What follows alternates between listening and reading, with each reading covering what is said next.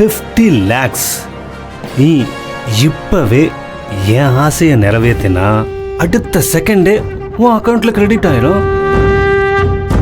அதுக்கப்புறம் என்ன, உன் கம்பெனி எங்கேயோ போயிடும். குவாலிட்டி, டைம் கீப் அப் பண்ணுறது எல்லாத்தையும் நீ பார்த்துப்ப. மற்றபடி பணத்தை திருப்பி கொடு, வட்டியை கொடு, இப்படி எந்த டார்ச்சரும் நான் கொடுக்க மாட்டேன். என்ன சொல்ற? சொல்றதுக்கு என்னடா இருக்கு? உன்கிட்ட பணம் தான் இருக்கு. கல்யாணம் ஆன பொண்ணுன்னு கூட பார்க்காம டீல் பேசுற. அப்ப உனக்கு பணம் தேவையா இருந்தா?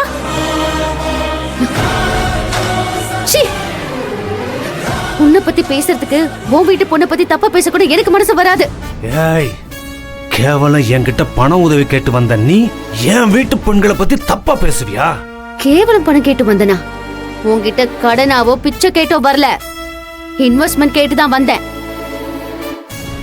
அதுக்கான பெனிஃபிட் உனக்கும் சேர்ந்தது தானே? அதுவும் நீயே ஒரு நியூஸ் பேப்பர்ல இன்டர்வியூ கொடுத்து ஆஃபர் பண்ணதுனால தானே உன்னை தேடி வந்தோம். என்னதான் சூழ்நிலை கைதியா இருந்தாலும், எவ்வளவு பெரிய விஷயம் கைவிட்டு போறதா இருந்தாலும், தன்மானம்னு நினைக்கிற பொண்ணுங்க இன்னும் இந்த உலகத்துல நிறைய பேர் இருக்காங்க. எல்லாரையும் பணத்தால வாங்கிட முடியாது.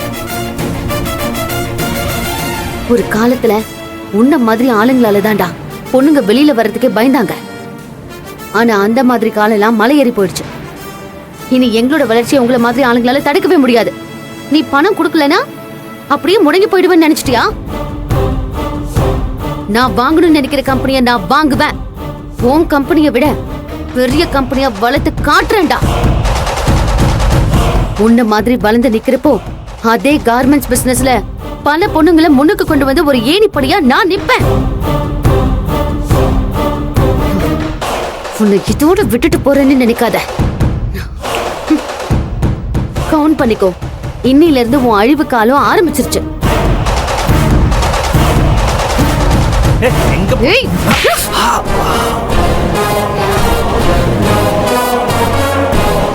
நாளைக்கு எந்த பொண்ணுகிட்டயும் இந்த மாதிரி நடக்கிறதுக்கு முன்னாடி இந்த அறதான் உனக்கு ஞாபகத்துக்கு வரணும். பொண்ணுங்கிறவ தாயா, சகோதரியா, மகளா, தோழியா பல உறவுகள்ல வருவாங்க. உன்ன மாதிரி கேவலமான பிறவிங்க கண்ணுக்கு தான் பொண்ணுங்க ஒரு தோற்றமா தெரியுறாங்க. இனிமேலாச்சும் திருந்துற வழிய பாருடா.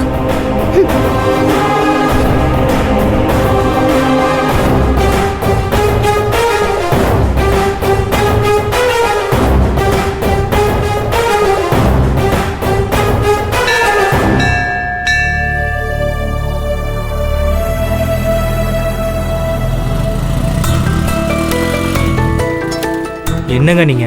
இன்னைக்கு எப்படியாவது உங்களை பார்த்தணும்னு பிளான் பண்ணி மணிக்கணக்காக காத்துட்டு இருக்கேன். கோயிலில் சாமி கும்பிட்றப்ப தொந்தரவு பண்ண வேணாம் தான் வெளியில் வெயிட் பண்ணேன். ஆனால் எப்படியும் உங்களை பார்த்தணும்னு இன்னைக்கு நான் ஸ்பெண்ட் பண்ண டைம் 8 hours.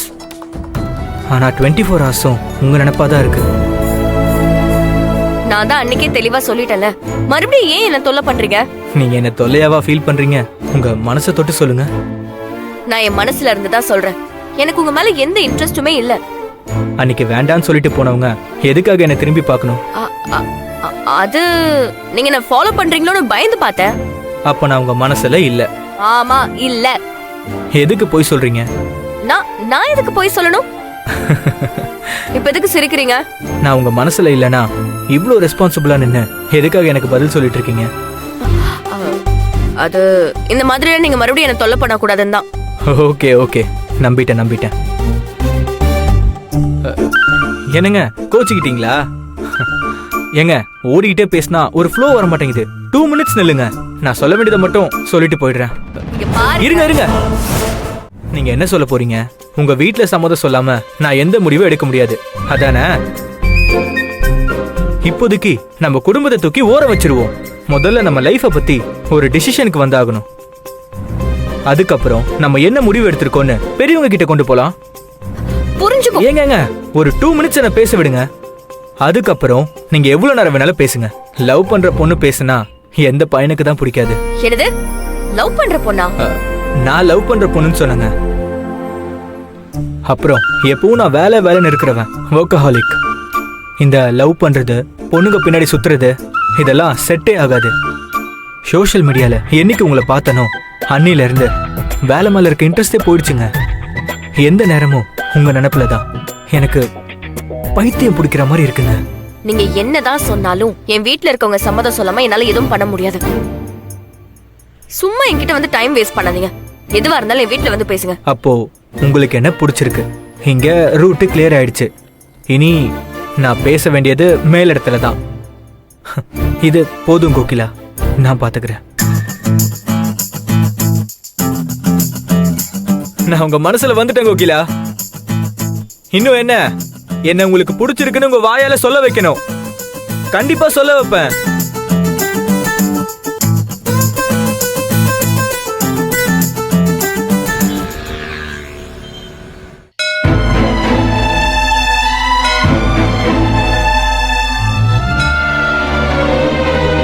மகா, என்னாச்சு? ஒரு பொண்ணு தான் திறமையாலையும் உழைப்பாலையும் வாழ்க்கையில முன்னுக்கு வரணும்னு நினைச்சா அது முடியாது போல இருக்கு விஜி. இந்த ஆம்பளைங்க பொண்ணுங்களை பாக்குற பார்வையே இன்னும் மாறல. ஒரு மனுஷன் கொடுக்கிற பேட்டிக்கும் அவனுடைய எழுத்துக்கும் வெளியில அவனுக்கு இருக்கிற இமேஜுக்கும் அவன் பக்கத்துல போறப்ப அவன் காட்டுற இமேஜும் சம்பந்தமே இல்லாம இருக்கு. கௌதம் சாரை பத்தி தான் சொல்றியா? சாரா, அவனுக்கு அவ்வளவு மரியாதை எல்லாம் தேவையே இல்லை. நான் உன்கிட்ட உன்னை எதிர்பார்க்கிறேன், அதை கொடுத்துட்டேன்னா நீ எதிர்பார்க்கறத நான் உனக்கு கொடுக்கறேன்னு சொல்றான்.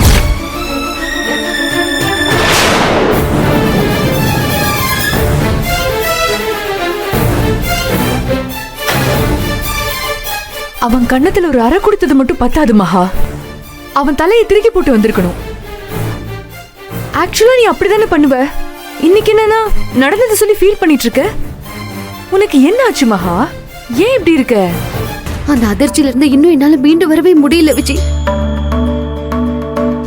ஒருத்தரை பத்தி கடவுள் ரேஞ்சுக்கு கற்பனை பண்ணிட்டு அவரை நேர்ல சந்திக்கிறப்போ சாதாரண மனுஷனுக்கும் கீழே கீழ்த்தரமா நடந்துகிட்டா எனக்கு எப்படி இருந்திருக்கும்?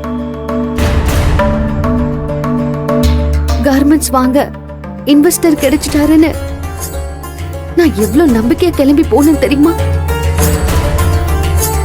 அவரும் எனக்கு வாழ்த்தெல்லாம் சொல்லி அனுப்புனாரு. ஆனா அங்க போனோம், போலீஸ் கம்ப்ளைண்ட் கொடுத்து அவன் உள்ள தூக்கி போட்டிருக்கலாம்ல. நீயே அவனை சும்மா விட்ட? அப்படிதான் நான் செஞ்சிருக்கணும். ஆனா அப்படி பண்ணாதது எனக்கு குற்ற உணர்ச்சியா இருக்கு. போலீஸ் கம்ப்ளைண்ட் ஆகுதுன்னு போனா இந்த விஷயம் அவருக்கு தெரிய வந்துரும். என்ன அவன் அந்த மாதிரி ட்ரீட் பண்ணான்னு தெரிஞ்சா அவர் அவனை சும்மா விட மாட்டாரு. அப்படிதான் அவர் அஸ்வினை அடிக்க போய் கடைசியில என்ன ஆச்சுன்னு உனக்கு தெரியும்ல. இப்பவும் அந்த மாதிரி ஆயிடுச்சுன்னா பெரிய பிரச்சனையில போய் முடிஞ்சிரும். இப்ப நமக்கு வேலையும் இல்ல, அம்மா வீட்டுக்கு பணம் கொடுக்கணும்.